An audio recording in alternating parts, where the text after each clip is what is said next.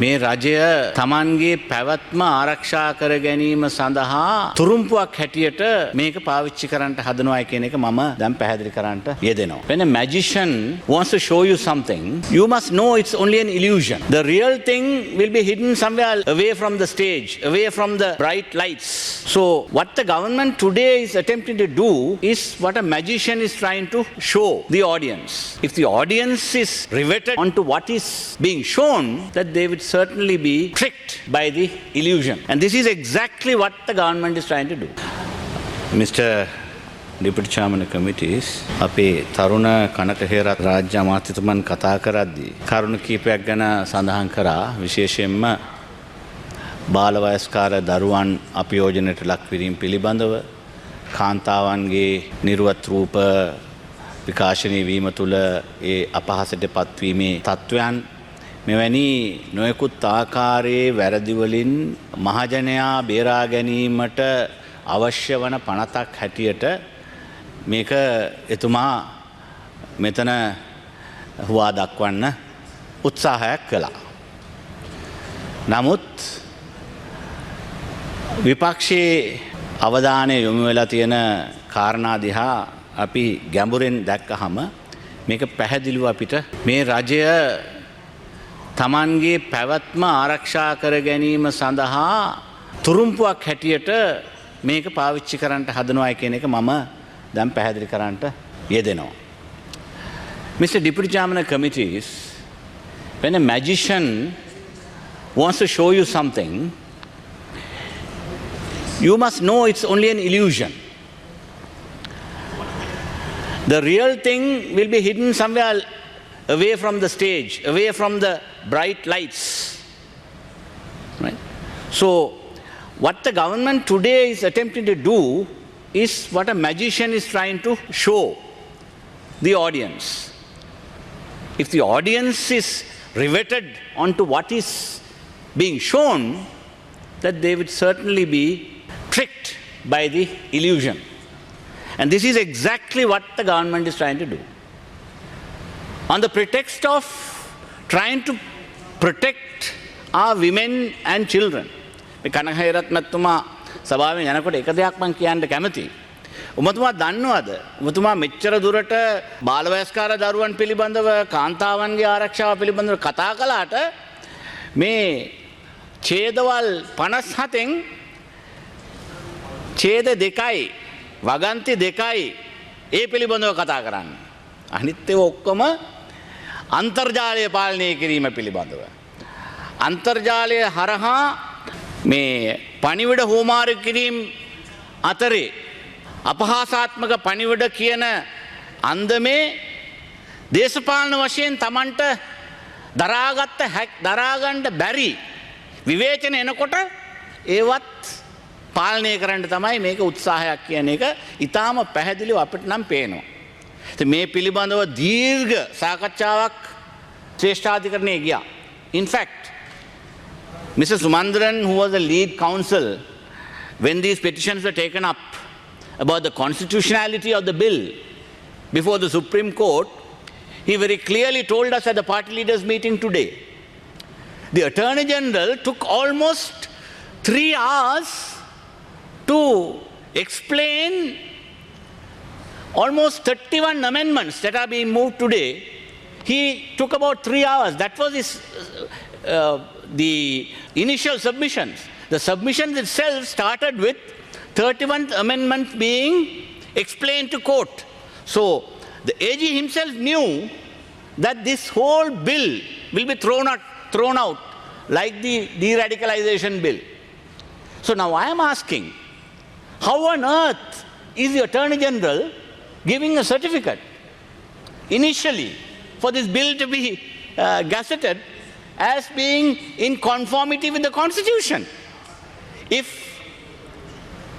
the State Council defending the bill is coming and starting his submissions with 31 amendments to a bill which has only 57 clauses, more than half the bill is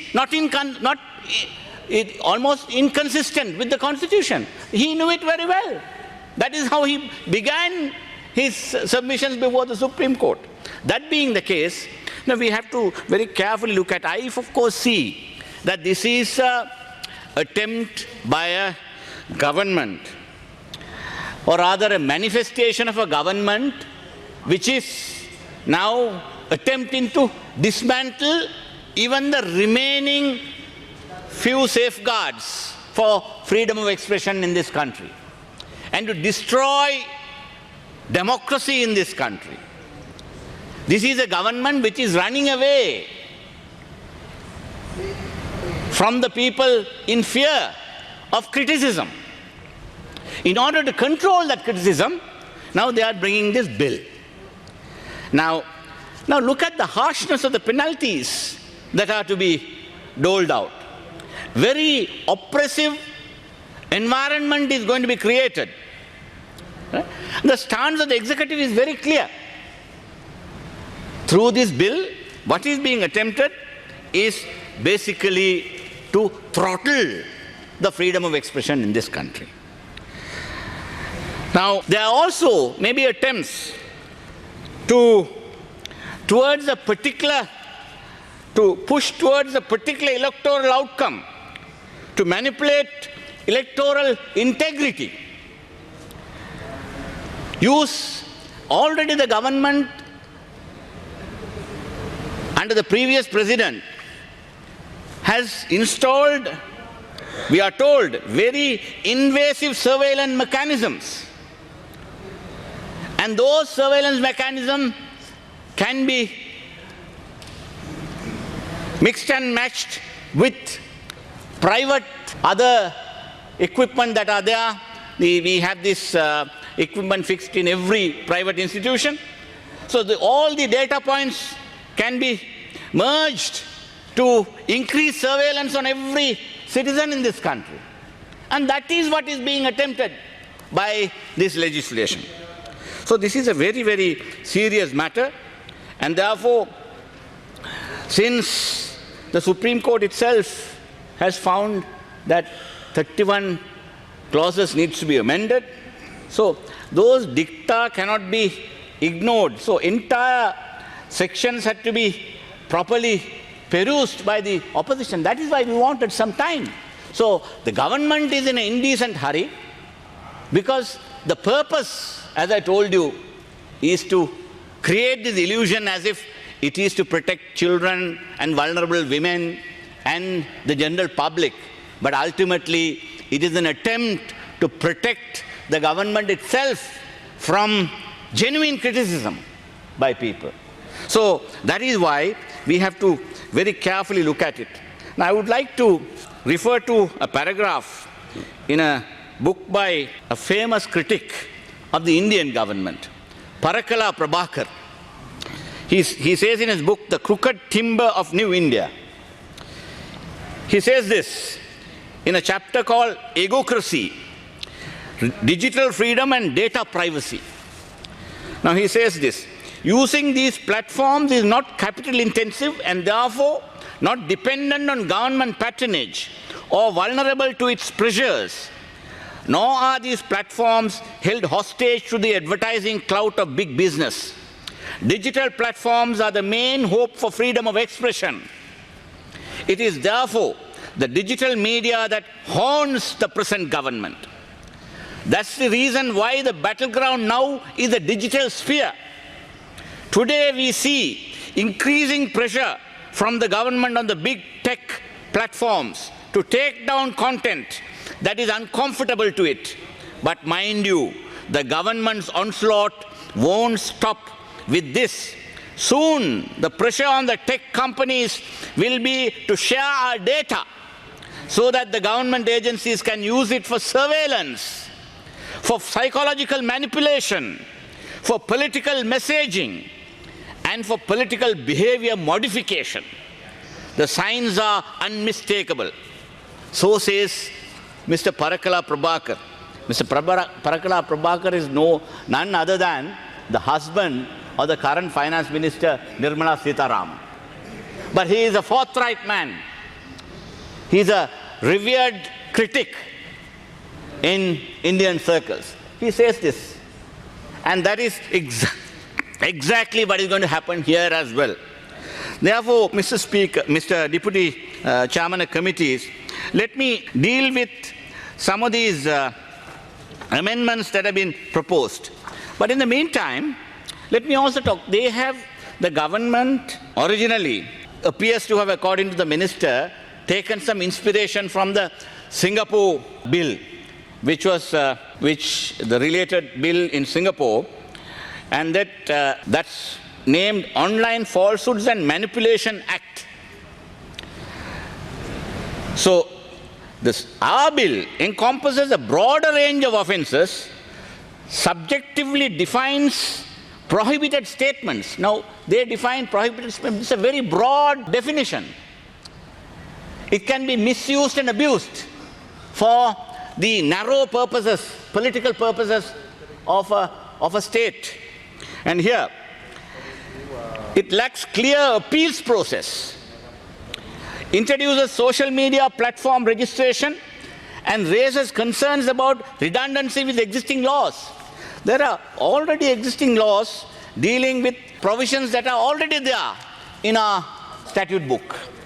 Now there is reference to Penal Code, sections 150, 291, 291A, 291B, 484 and 485. You see, some of the offences that are sought to be controlled is dealt with in our Penal Code as well. Then we have the ICCPR Act, Article 3, the famous Article 3 that has been willy-nilly used to incarcerate critics of the government, innocent people who had very innocently published statements saying hate speech.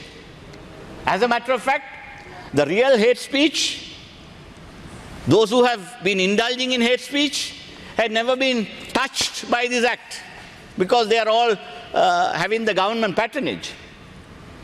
It has always been applied in the breach. So, ICCPR Article 3 is there if you want to control hate speech.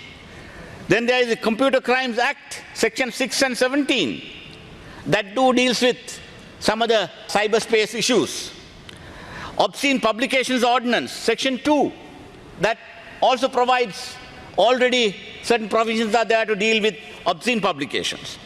Then Electronic Transactions Act, some of the transactions that Honorable Kanakahera seemed to be complaining about on the digital platforms, the misuse of them, could also be dealt with that. We have recently enacted that legislation. So there are several such available avenues through the bills that have been already passed by this House, but then this is going to be further the horizon or scope. That is why we wanted some additional time to properly study the implication of this bill on freedom of expression in this country, the democratic space in this country that is getting narrower and narrower with the harsh, high-handed actions by our law and order machinery and law enforcement machinery. Yesterday, Professor Savitri Gunasekara, in a discussion where Honorable Professor G.L. Piris, various others, were also very harshly commenting on this. Now, she's a very respected, highly respected senior professor of law. She was also very critical of the purpose for which this being brought is very, very suspect. And that is why we wanted some extra time to study this.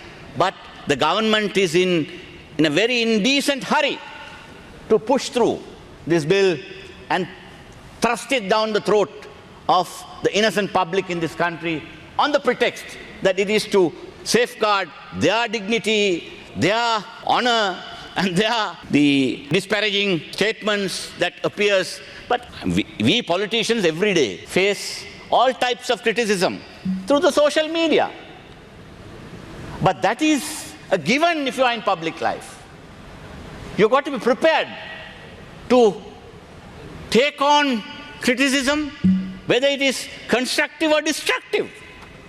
But this government is so averse to criticism, they want to control the digital space. And they know very well, particularly after the Aragalaya, Honourable Member, please wind up. Yes, I am winding up. Particularly after the Aragalaya, they are running scared of the general public because they have heaped hardship over hardship on the public. So much of traumatized people, so many are crying out for their survival. And in this background, this bill is being promoted in order to, as a last hurrah for a government that is on its way out. And that is why we are opposed to this bill. We do know that there are certain provisions that may be necessary, but then this will certainly be abused, and the commission that is sought to be appointed will be packed with the friends of the government so that they will do their bidding at the right time. Therefore, we are opposed to this bill. Mr. Deputy Chairman of Committees, with those comments, I wind up. Thank you.